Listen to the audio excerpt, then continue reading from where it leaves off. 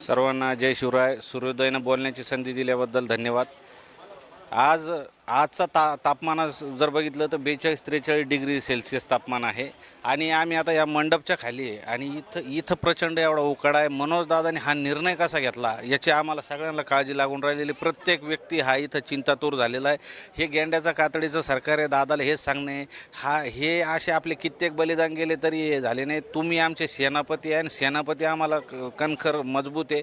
तुम्ही दादा उपोषण न करता तुम्ही जे आदेश सांगता ते आम्हाला मान्य आहे. आज ते प्रसाद लाडला मनोजदादाने वेळ दिला, एवढा मोठेपणा दिला. त्या प्रसाद लाडनेही आपल्या याला धोका दिलेला आहे.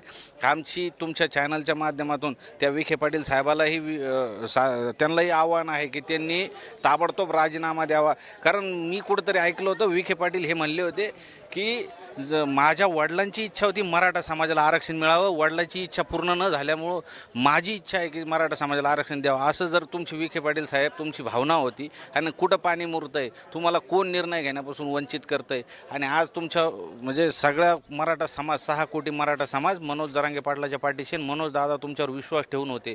पण तुम्ही लवकरात लवकर, अजूनही आमची विनंती आहे, मनोज दादा 30 तारखेला उपोषणाला बसणार आहे. 30 तारखेच्या आतमध्ये आपण काहीतरी निर्णय घ्यावा आणि आमच्या सेनापतीला या उपोषणापासून वाचवावं. खरं तर जरांगे पाटील